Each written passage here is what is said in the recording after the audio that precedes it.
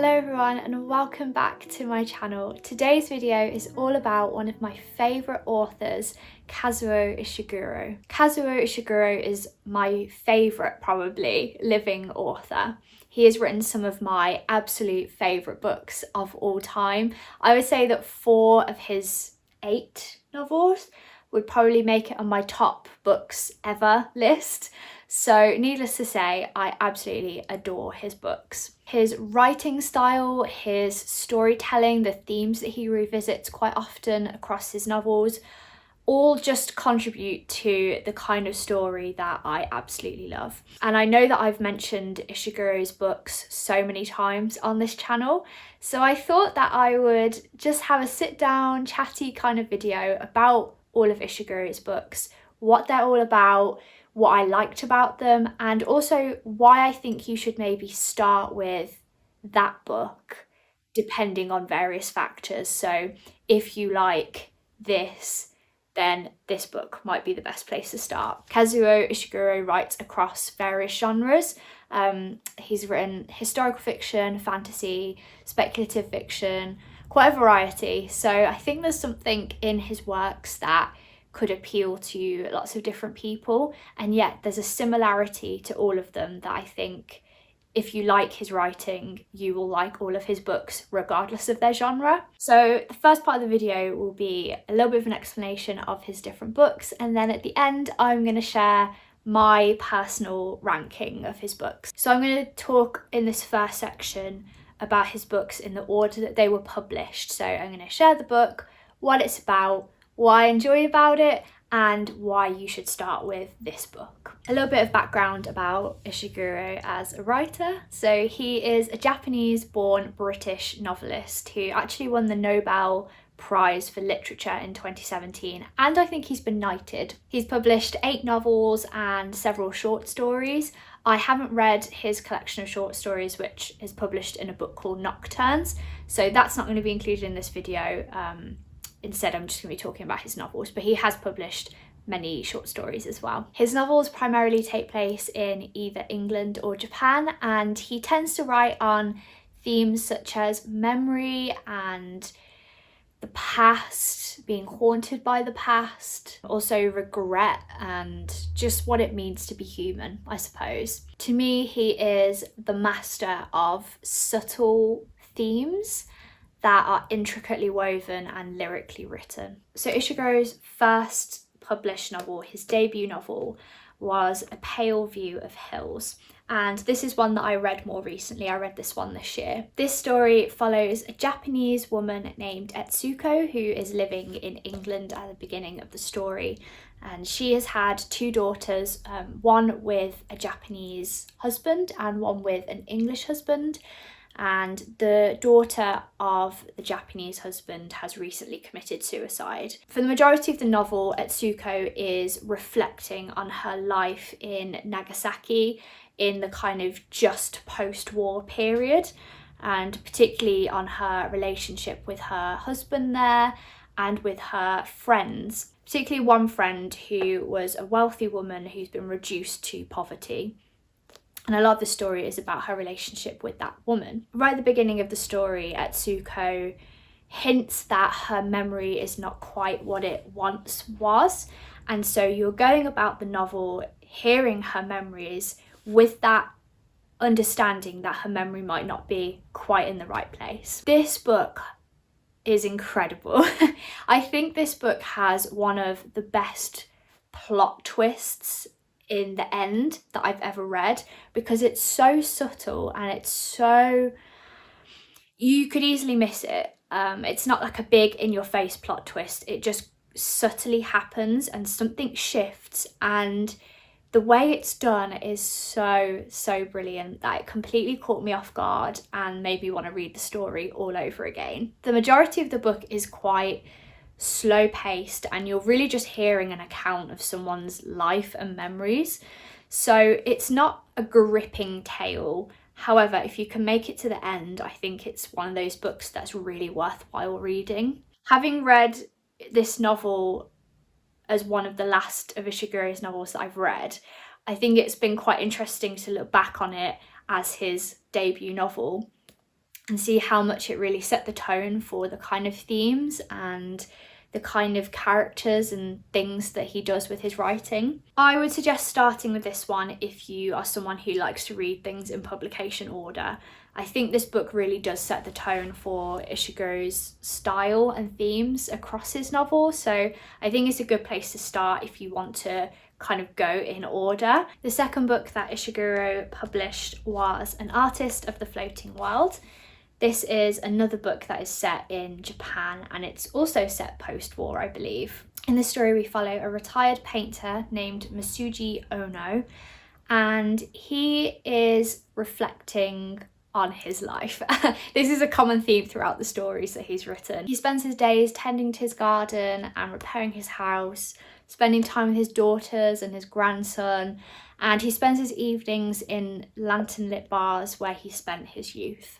Ono's paintings are very much tied with the imperialist movement, and so his paintings are not just outdated but very much something that people want to be disassociated with. And we see the impact that his legacy has left, not just on himself but also on his daughters, one of whom is struggling to get married because of this history that her father has had.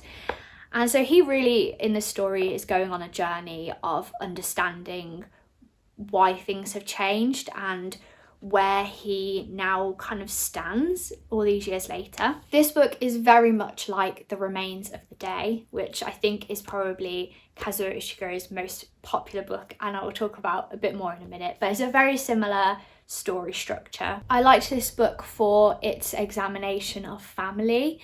It really delves into not just the pain that is caused to the individual, but the pain that is caused to a family unit from the past. I would suggest starting with this one if you like books that are about family dynamics, or perhaps if you would like to read that book but you want to kind of read its origin first, I would recommend reading this one before reading The Remains of the Day. I think if you read them the other way around, as I did, then this one doesn't seem as good as I think it might have done if I'd read it before The Remains of the Day. Which leads us on to Ishiguro's third novel, The Remains of the Day. I think this is probably Ishiguro's most well-known book, maybe.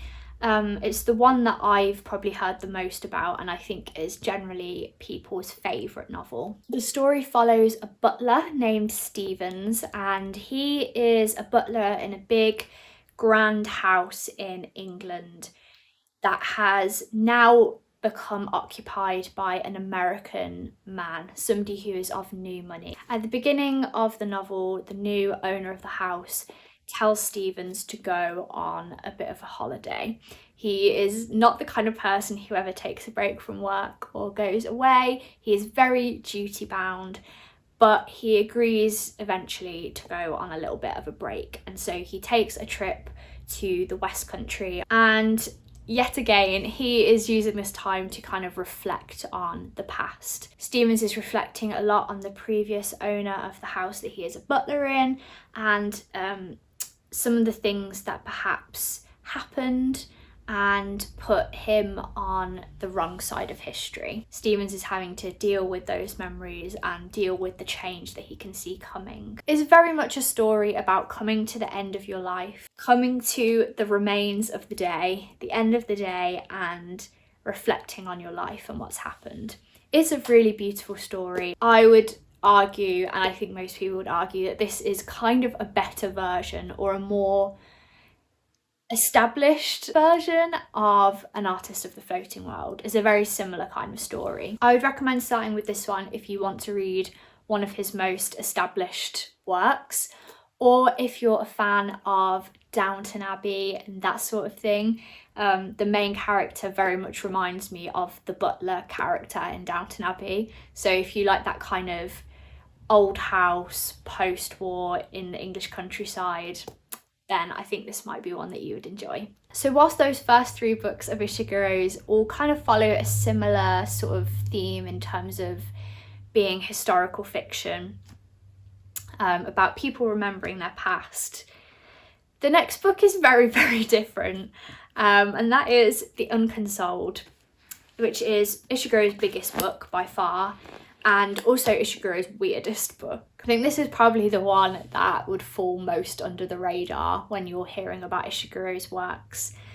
And with good reason, to be honest, because it is very strange. In this book, we follow Ryder, who is a renowned, famous pianist. And at the beginning of the story, he turns up in this kind of nondescript European city or town. We don't really know where he is, but it has a very European kind of feel to it. He turns up at this hotel to perform in a concert, and we don't quite know what this concert is or why he's been invited to it or really what he's going to perform. All we know is this sense that this is the greatest performance, the biggest performance he's ever going to do in his entire career. However, he can't remember agreeing to do the concert. As the story goes on, the world takes a little bit of a strange turn and everything begins to feel very dreamlike, in that he'll be walking down some stairs and then suddenly he's walking down a hill in a field, or he's talking to one person then suddenly that person is his son or his wife, or it's all very malleable and changeable and hard to follow in a way that a dream might be. And that is about as much as I can describe this book. It's definitely one you have to go into and just embrace for what it is, because it's very weird, it's very strange, and it's very anxiety inducing. It's not an enjoyable read. I think it filled me with so much anxiety and stress, but in that sense it made it a really brilliant read, because the feelings that the main character was feeling are very much put on you as the reader, in a way that I've never really read in a book before. I probably wouldn't recommend starting with this book. However, if you really just want to read Ishiguro's strangest book and go straight in there in the deep end, then maybe you should start with this one. But generally, I probably wouldn't recommend it. I think you need to really love Ishiguro's work to appreciate this book fully.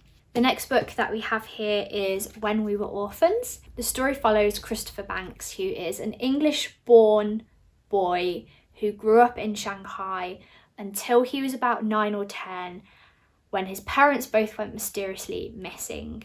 He then returns back to England and grows up to eventually become a very famous and established detective. His cases are the talk of London society. He is well known for being able to solve any case. However, the one crime that has plagued him his whole life is the disappearance of his parents, and he has never been able to work out what has happened. So eventually he decides that he is going to use his contacts, he's going to use his skills and his fame and his detective abilities to go back to Shanghai and find out once and for all what happened to his parents. I believe that Kazuo Ishiguro has said in interviews somewhere that this is his least favourite of his work, and I would probably personally agree. There are some really great things about it. I think it's very haunting. I think the ending is very suspenseful. The landscape that is painted is very vivid and gripping. I would suggest starting with this one if you are someone who likes detective stories, somebody who likes a good mystery to be solved. So the next book is Never Let Me Go, which is another one, I think, of Ishiguro's most well-known novels. It also has a movie, which I personally really like, but I have heard people say that they don't like it as well. I think it's really good. And this is the book that I first discovered Ishiguro with, several years ago, after watching that movie. In this story we follow Kathy as she remembers her childhood at a boarding school in the English countryside. This boarding school is very strange, and there's a secret about this school that we learn quite quickly and early on in the book, but that I don't want to say because I think it's a great early story plot twist if you don't already know it. There is a moment at which the lives of these children completely shift, and we follow Kathy and her two friends as they deal with life after that big turning point. This is more of a sci-fi speculative fiction, and it is haunting.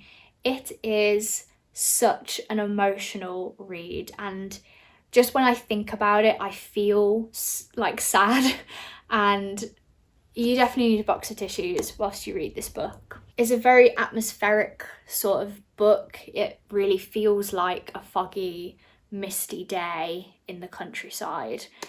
The atmosphere is very real and vivid, and the characters are so well developed, and you really feel the pain that is going on in this story. I'd recommend starting with this one if you enjoy more fantasy sci-fi kind of books, but you still want a real sense of what Ishiguro does best in his themes of memory and regret and the pain of the past. Also, if you like a book that will make you cry, I would definitely recommend starting with this one.